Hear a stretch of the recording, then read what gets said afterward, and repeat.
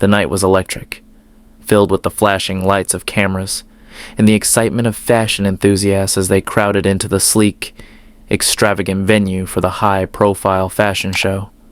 Among the guests, Barron Trump, known for his quiet demeanor, slipped into the crowd with his usual understated style.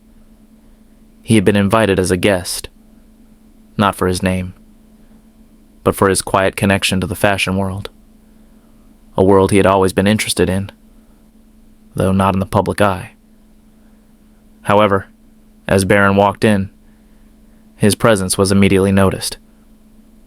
The guards at the entrance, scanning the crowd for any disruptions, were suddenly thrown off by his arrival. They were unprepared for the situation. A young man who didn't fit the usual fashion elite mold, someone they hadn't been briefed on, stood before them. The head guard, confused and unsure of what to do, halted Barron in his tracks. He was told coldly that his name wasn't on the guest list. A mistake, no doubt. But it was clear that this wasn't going to be handled with the respect one might expect. Barron, a little taken aback but not showing it, asked politely if he could verify his invitation. The security guard, maintaining his stance, refused with a dismissive tone. "You can't come in. We have a strict list." The words stung more than Barron expected. They weren't just about a mistaken name. They were a statement of exclusion. The crowd around them started whispering, some looking curious, some judgmental. At first, Barron stood there, silent. The crowd's growing discomfort made the situation feel more tense. No one had expected this. There was an awkward moment where people wondered whether he would push further, challenge the authority. He could have easily escalated things. But instead, he did something entirely different. Barron turned and, without saying a word, walked away from the entrance, leaving the security guard unsure of how to react. The whispers continued. Some were surprised by his calmness.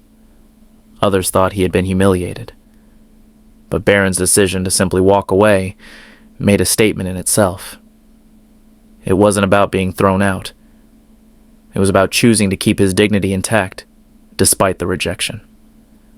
But that was only the beginning of the story. As Barron stepped outside, something unexpected happened. He walked toward a nearby bench, trying to clear his mind. He felt anger, yes, but also confusion. He wasn't used to rejection like this, especially not in a setting he had always respected.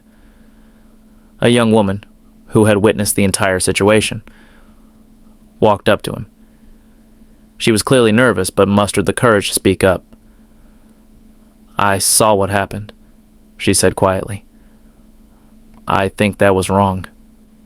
You shouldn't have been treated that way." Barron turned to her, looking at her with a hint of curiosity, but also an underlying calmness. He smiled softly. "Thank you for saying that," he replied, his voice steady. The woman, not knowing exactly how to continue, took a deep breath. "I work in the industry, and I know how things work. That wasn't right." There was a pause before she added, "You deserve to be treated with respect just like anyone else. You shouldn't have to prove yourself." Barron nodded. The words hit harder than he expected. She wasn't just sympathizing with him. She was calling out an entire system. A system that had, in that moment, shown its true face. Barron stood up from the bench, looking out into the night. The crowd inside had probably forgotten about him by now, but he was done with the game of pretenses. "It's fine," he said, glancing back at her. "It was a mistake. But sometimes it's better not to fight for a seat at a table where you're not wanted." The twist? Just as Barron was about to walk away, the same security guard who had kicked him out earlier approached him. This time, however, his expression had changed. "I'm sorry for the mix-up," the guard said, almost hesitantly. "It's not about who you are, it's just... we weren't informed you'd be here." Barron paused, turning to face the guard. The guard, sensing an opportunity to make things right, added, "We'd love for you to come back in. The show's about to start." Barron's expression softened, but there was no rush to accept. He simply nodded and replied, "It's okay. I think I'll pass." As he walked away, the young woman watched him, amazed by his grace under pressure. Barron Trump had chosen to leave the spotlight in that moment, not because he had to, but because he wanted to make a statement. He was more than just his name, more than an invitation or a mistake. He was someone who refused to be treated like an outsider. And in doing so, his response had surprised everyone around him. The next day, news outlets were buzzing about the incident at the fashion show. The headlines were filled with shock and surprise. Barron Trump kicked out a fashion show. His response will amaze you. Social media lit up with commentary, some defending Barron for maintaining his composure, others criticizing the entire situation. But one thing was clear. The incident had sparked a larger conversation about privilege, exclusion, and what it truly means to belong. Barron, however, was not interested in the media frenzy. He didn't care about being a headline. What stayed with him was the moment he shared with that young woman outside the venue. Her words had struck him deeply. "You shouldn't have to prove yourself." It echoed in his mind as he walked through his day, a quiet determination growing within him. A few days later, Barron was sitting at a café, sipping a coffee and trying to unwind from the chaos. The world outside seemed distant as he reflected on the events of the past few days. He wasn't someone who usually dwelled on these things, but there was a lingering sense of injustice that he couldn't shake off. As he sat there, lost in thought, a familiar face appeared at the door of the cafe. It was the young woman from the fashion show. She smiled when she saw him, and without hesitation, she walked over to his table. "I wasn't sure if I'd see you again," she said, sitting down across from him. Barron looked up, offering a small smile in return. "I didn't expect to be here either, but I guess fate works in strange ways."